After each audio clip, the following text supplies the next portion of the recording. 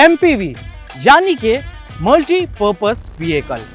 ये वो गाड़ियां होती हैं जो एक बार में 6 से 7 पैसेंजर्स को एकोमोडेट कर लेती हैं और ये आपकी बिग 7 सीटर एसयूवी से काफी ज्यादा अफोर्डेबल होती हैं।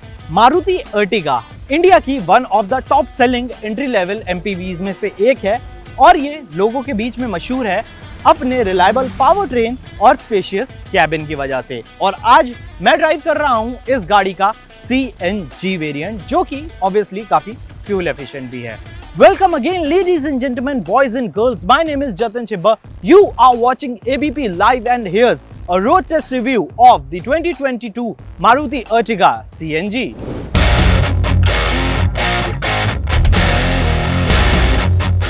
हम ये अपना वीडियो शुरू करते हैं इस गाड़ी के फ्रंट डिज़ाइन से। अगर आप इसका फ्रंट डिज़ाइन देखेंगे तो अब ये दिखने में काफ़ी ज़्यादा एग्रेसिव है। यहाँ पे आपको हेलोजन प्रोजेक्टर हेडलैम्प्स मिल जाते हैं, साथ में आपको हेलोजन साइड ब्लिंकर्स मिल जाते हैं। यहाँ पे आप देखेंगे कि इधर क्रोम का काफ़ी ज़्यादा यूज़ किया गया है इस गाड़ी को एक प्रीमियम लुक देने के लिए। यहाँ पे आपको फ्रंट ग्रिल में काफ़ी सारा क्रोम मिल जाएगा। इवन आप देखेंगे कि आपको कुछ क्रोम इंसर्ट्स हेडलैम्प्स के अंदर भी देखने को मिलते हैं। बात करूं अगर मैं इसके लोअर बम्पर की, तो इसके लोअर बम्पर का डिज़ाइन भी काफ़ी ज़्यादा एग्रेसिव है। यहाँ पे आपको हेलोजन फॉग लैंप यूनिट्स मिल जाते हैं, साथ में आपको यहाँ पे ब्लैक आउट इंसर्ट्स मिल जाते हैं। तो ओवरऑल इसके फ्रंट लुक का डिज़ाइन बहुत ज़्यादा मुझे अच्छा लगा, काफ़ी ज़्यादा इंप्रेसिव डिज़ाइन है इसका। अगर मैं इसके साइड प्रोफाइल की तरफ मूव करूं तो इसके साइड में आप देखेंगे कि यहाँ पे आपको डुअल टोन कलर शेड में 15 इंच के अलॉय व्हील्स मिलते हैं। इसके जो ये अलॉय व्हील्स हैं ये दिखने में काफ़ी ज़्यादा स्पोर्टी हैं और ये अलॉय व्हील्स इसके ओवरऑल डिज़ाइन को और ज़्यादा एनहेंस कर रहे हैं। और अगर मैं साइड प्रोफाइल में एलिमेंट्स की बात करूँ, यहाँ पे आपको बॉडी कलर्ड ORVMs मिल जाते हैं with integrated LED side blinkers. यहाँ पे आपको क्रोम के डोर हैंडल्स मिल जाते हैं। इधर आपको कीलेस एंट्री का ऑप्शन मिल जाएगा। इधर आपको B और C पिलर दोनों ब्लैक्ड आउट मिलते हैं। थोड़ा अब इसके मैं रियर की तरफ मूव करता हूं तो रियर में जैसे कि आप देखेंगे यहाँ पे आपको LED टेल लाइट्स देखने को मिलती हैं। इसके डिज़ाइन में ऐसा कुछ चेंज नहीं किया, ये पहले की तरह ही है। यहाँ पे आपको एक वाइपर मिल जाता है, इधर आपको वॉशर मिल जाता है और इधर एक आपको स्टॉप लाइट मिल जाती है। नीचे आपको यहाँ पे एक क्रोम की लाइन मिलेगी जो कि इसके रियर लुक को भी काफ़ी ज़्यादा प्रीमियम बना रही है। साथ ही साथ इधर आपको अर्टिगा की बैजिक देखने को मिल जाएगी। अब मैं एक बार आपको इसका बूट खोल के दिखाता हूं। तो जैसे कि आप देख सकते हैं इसके बूट में इतना ज़्यादा स्पेस नहीं है कि आप अपने बैग्स वगैरह रख सकें, बिकॉज यहाँ पे आपको CNG सिलेंडर मिलता है। उस चक्कर में आपको ज़्यादा बूट स्पेस नहीं मिलती। अगर आपको ज़्यादा बूट स्पेस चाहिए, आप इजीली इनके थ्रू इसकी थर्ड रो को नीचे कर सकते हैं और अपने एक्स्ट्रा बैग्स को रख सकते हैं। इन्हें वापस लाने के लिए आपको कुछ नहीं करना है, ये स्ट्रिप आपको वापस खींचनी है तो ये सीट वापस आ जाएंगी। तो ये था इसका बूट, इसमें थोड़ी सी और ज़्यादा स्पेस हो सकती थी। अब बात करें अगर हम इसके लेफ्ट प्रोफाइल की, तो यहाँ पे इसका फ्यूल लिड है। इधर से इस गाड़ी में फ्यूल डलता है और ये है इसका CNG नॉब। इधर से इस गाड़ी के अंदर CNG डल जाता है। ओवरऑल पहले से अगर कंपेयर करें तो ये गाड़ी और ज़्यादा प्रीमियम दिखती है और ज़्यादा स्पोर्टी दिखती है।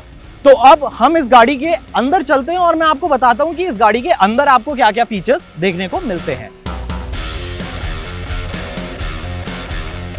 तो अब मैं इस गाड़ी के अंदर आ गया हूं और मैं आपको इसके इंटीरियर में दिखाता हूं क्या क्या मिलता है। इसका जो इंटीरियर है उसकी ओवरऑल क्वालिटी काफ़ी ज़्यादा अच्छी है। आपको यहाँ पे डुअल टोन कलर शेड में यहाँ पे डैशबोर्ड मिल जाता है। इधर आप देखेंगे कि इसके डैशबोर्ड के ऊपर फॉरवुड इंसर्ट्स हैं जो कि इस गाड़ी को एक प्रीमियम लुक देते हैं। इधर आपको यहाँ पे साइड्स में AC वेंट्स मिल जाते हैं। आपको यही सेम इंसर्ट्स यहाँ पे डोर पैनल्स पे भी देखने को मिलेंगे।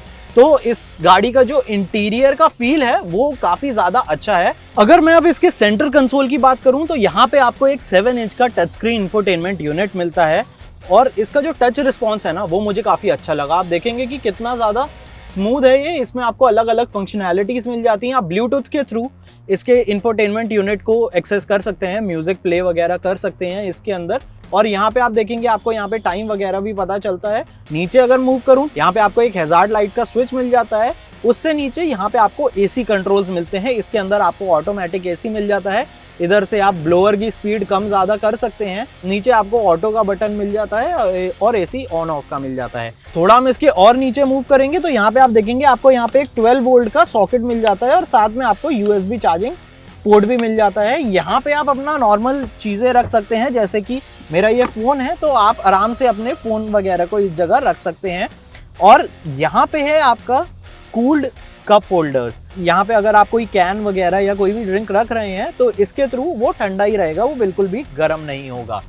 अगर मैं इसके थोड़े लेफ्ट साइड की मूव करूँ तो यहाँ पे आप देखेंगे कि यहाँ पे ना आपको ग्लव बॉक्स मिलता है जिसमें स्पेस अच्छा खासा है। इधर आप ऑलरेडी देख सकते हैं कि कितने सारे ऑलरेडी इसमें पेपर्स पड़े हुए हैं। इसमें स्पेस काफी इनफ है। अब बात करते हैं कि आपको ड्राइवर साइड पे क्या मिलता है। तो पहले हम यहाँ पे डोर की बात कर लेते हैं। इधर ड्राइवर साइड में आपको डोर्स पे काफी सारे स्विचेस मिल जाते हैं, जैसे कि ये है ORVMs को एडजस्ट करने का स्विच और ये है इन्हें खोलने और बंद करने का स्विच। इधर आपको लॉक अनलॉक का स्विच मिल जाता है। इधर आपको विंडो का स्विच मिल जाता है और ये हैं आपके 4 विंडो ऑपरेशन स्विचेस। ये ड्राइवर साइड का है, बाकी आपको 4 अलग अलग यूनिट्स मिल जाते हैं। अगर मैं यहाँ सीट की बात करूँ तो ये है इस सीट का हाइट एडजस्टर। आप अपनी कन्वीनियंस के हिसाब से मैनुअली इसकी हाइट को एडजस्ट कर सकते हैं और इस लीवर के थ्रू आप इसे इजीली रिक्लाइन कर सकते हैं। तो यहाँ पे भी आपको सीट एडजस्टमेंट के काफ़ी सारे फंक्शन मिल जाते हैं। अब मैं यहाँ पे बात करूँ तो इधर आपको पहले इंजन स्टार्ट स्टॉप बटन मिलता है, ठीक है। और सबसे ज़रूरी वन ऑफ द बटन्स ये यहाँ पे है, ये CNG वाला। आप इसे पेट्रोल से CNG में कन्वर्ट कर सकते हैं और CNG से पेट्रोल में। जैसे कि आप इंस्ट्रूमेंट क्लस्टर देखिए, ये अभी हरा हो रखा है, ऊपर CNG लिखा रहा है। मैं इस बटन को दबाऊंगा तो ये देखिए ये पेट्रोल पे हो गई। अब इसे दबाऊंगा तो ये यहाँ पे CNG में हो गई। अगर मैं इसके इंस्ट्रूमेंट क्लस्टर की बात करूँ तो यहाँ पे आपको एक सेमी डिजिटल यूनिट मिलता है। लेफ्ट साइड में आपको एक टैकोमीटर मिल जाता है, साथ ही साथ आपको यहाँ पे CNG का फ्यूल इंडिकेटर मिलता है। राइट में आपको स्पीडोमीटर मिलता है और उसके नीचे आपको पेट्रोल का इंडिकेटर मिल जाता है। बीच में आपको एक कलर डिस्प्ले मिलती है। अभी ये CNG मोड पे है तो ये बता रही है कि टोटल CNG मोड को कितना टाइम हो चुका है और आपको नॉर्मल टाइम पता चलता है, नीचे रेंज पता चलती है। तो ये सब छोटी मोटी इंफॉर्मेशन है जो ये इंस्ट्रूमेंट क्लस्टर आपको प्रोवाइड करता है इस गाड़ी के रिगार्डिंग। अब मैं इसके स्टीयरिंग व्हील की बात कर लूँ तो इसका जो स्टीयरिंग व्हील है वो भी आपको एक अच्छा फ्लैट बॉटम स्पोर्टी स्टाइल मिलता है। इधर बटन्स मिलते हैं, वॉल्यूम कंट्रोल मिल जाते हैं, कॉल उठाने और काटने के आपको यहाँ बटन्स मिल जाते हैं। तो आप इजीली इसके इंस्ट्रूमेंट क्लस्टर को भी एक्सेस कर सकते हैं। इसकी जो सीट है वो मुझे काफ़ी कंफर्टेबल लगी। अच्छा खासा मुझे इधर अंडर थाई सपोर्ट मिला है, मुझे इसका बैक सपोर्ट भी काफ़ी अच्छा लगा। तो ये तो हो गई इस गाड़ी के फ्रंट सीट्स की बात। अब मैं मूव करता हूँ इसके रियर सीट्स पे और मैं बताता हूँ कि इसके रियर सीट्स कितने ज़्यादा कंफर्टेबल हैं। तो अब मैं इस गाड़ी के ना सेकंड रो में आ चुका हूँ और इसका सेकंड रो भी ना मुझे काफ़ी ज़्यादा स्पेशियस लगा है। इसकी ये जो ड्राइवर सीट है ये मैंने अपनी हाइट के हिसाब से एडजस्ट करी थी और तब भी मुझे आप देखेंगे कि अच्छा खासा लेग रूम मिल रहा है और अच्छा खासा हेडरूम मिल रहा है। इसका जो अंडर थाई सपोर्ट है वो भी बहुत अच्छा है। इसका बैक सपोर्ट मुझे इतना ज़्यादा कम्फी नहीं लगा, पर मैं इजीली इस पे लॉन्ग ट्रिप्स कर सकता हूँ। इसमें आपको 2 एडजस्टेबल हेडरेस्ट मिल जाते हैं। मिडल पैसेंजर के लिए नहीं मिलता, पर मेरे ख्याल से ना इधर 3 पैसेंजर आराम से आ सकते हैं।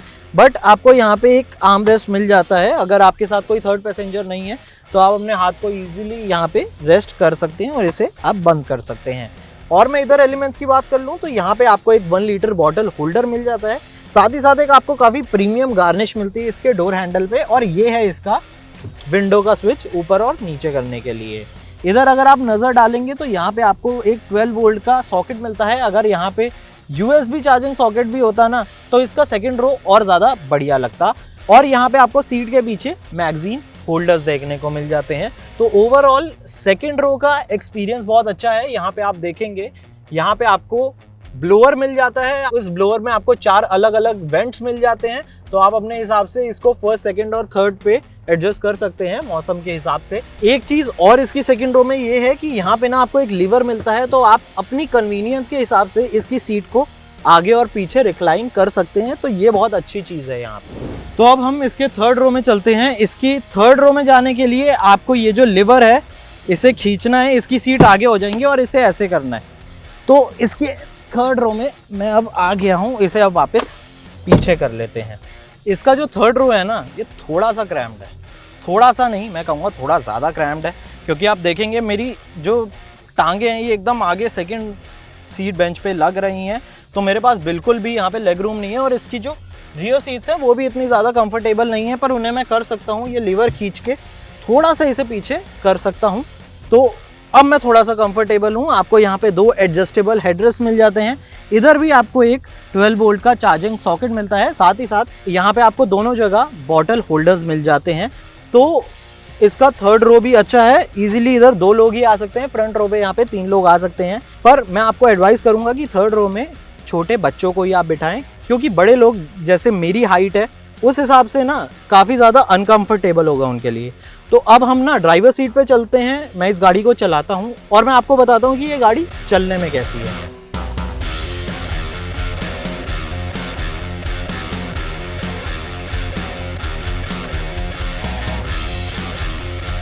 तो हम परफॉर्मेंस से पहले बात करते हैं इस गाड़ी के मैकेनिकल स्पेक्स की। मारुति अर्टिगा सीएनजी के अंदर आपको सेम 1.5 लीटर का 4 सिलेंडर इंजन मिलता है, जो कि प्रोड्यूस करता है लगभग 86 bhp का पावर और 121.5 Nm का पीक टॉर्क ऑन सीएनजी। और इसके साथ आपको एक 5 स्पीड का गियर बॉक्स मिलता है। और अगर ये गाड़ी आप पेट्रोल मोड पे चला रहे हैं तो इसके पावर फिगर्स थोड़े से ज़्यादा बढ़ जाते हैं, जैसे इसका पावर हो जाता है फिर 99 bhp का और इसका टॉर्क हो जाता है 135 Nm का। अब बात करते हैं हम इसमें सबसे ज़रूरी एस्पेक्ट की, जो है इस गाड़ी का माइलेज। इसका जो सीएनजी मॉडल है उसकी अगर मैं माइलेज फिगर्स की बात करूं तो वो है 26 kmpl की, मतलब इसमें आपको 1 kg सीएनजी में अराउंड 26 किलोमीटर्स की माइलेज मिलेगी। वहीं अगर आप इस गाड़ी को नॉर्मल पेट्रोल मोड पर चलाते हैं तो वो माइलेज घट के 20 kmpl हो जाती है। और ये ARAI की फिगर्स हैं, ये फिगर्स हमेशा कम या ज़्यादा होती हैं, तो सीएनजी से आप और ज़्यादा फिगर्स भी निकाल सकते हैं। अब मैं बात करूं अगर इसके इंजन परफॉर्मेंस की, तो इसका जो इंजन है इट फील्स एडिक्वेटली पावरफुल। अच्छा खासा इसका पावरफुल आपको इंजन मिलता है। इसका इनिशियल पंच काफी स्ट्रॉन्ग है, मिड रेंज भी इसका बहुत ज्यादा स्ट्रॉन्ग है। इसका जो स्टॉप हैंड है वो कहीं ना कहीं आपको स्लाइटली कॉम्प्रोमाइज फील होगा, फिर भी अगर आप इसे हाईवे पे राइड कर रहे हैं ना तो आप इसे आराम से 100 से 120 kmph की स्पीड पे चला सकते हैं और आप फील नहीं करेंगे कि इसका इंजन स्ट्रगल कर रहा है। ये इसकी ये क्रूजिंग स्पीड है और इजीली इन स्पीड पे आप क्रूज कर सकते हैं। और मैं अगर बात करूं तो इसके अंदर आपको सेम वही इंजन मिलता है जो कि आपको मारुति XL6 के अंदर मिलता है। ये वही 1.5 लीटर का 4 सिलेंडर इंजन है। अब बात करते हैं हम इसके गियर बॉक्स की। जो सीएनजी वेरिएंट्स हैं इसमें आपको पता ही है कि सिर्फ आपको मैनुअल गियर बॉक्स ऑप्शन मिलते हैं। और मारुति की हमेशा से एक अच्छी चीज जो मुझे लगी है ना कि इनके गियर बॉक्स की ट्यूनिंग बड़ी अच्छी होती है। इसका जो 5 स्पीड का गियर बॉक्स है इसकी भी ट्यूनिंग बहुत बढ़िया तरीके से हो रखी है। इसके जो गियर शिफ्ट्स है ना वो काफी ज्यादा स्मूथ है। इसके अब मैं गियर्स की बात करूं तो इसका जो फर्स्ट और सेकंड गियर है वो काफ़ी शॉर्ट है, तो वो इनिशियली पिकअप लेने के लिए बहुत अच्छा है।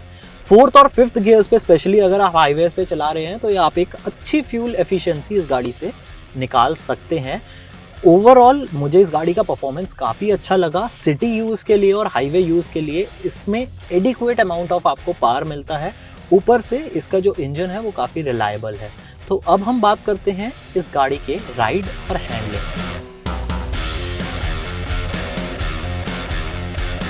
तो बात करूं अगर मैं इसके राइड की तो वो काफ़ी कंफर्टेबल है। आप देखेंगे कि मैं आराम से कंफर्टेबली इस गाड़ी को राइड कर सकता हूं। इसका जो सीट कंफर्ट है वो भी काफ़ी कंफर्टेबल है। एक अच्छे आप पोजीशन पे बैठते हैं इस गाड़ी को चलाते टाइम।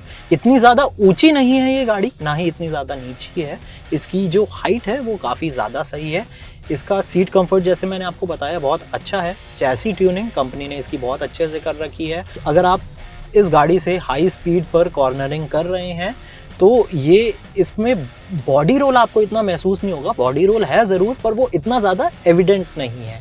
साथ ही साथ अगर मैं इसके सस्पेंशन की बात करूं तो उसकी ट्यूनिंग बहुत बेहतरीन हो रखी है।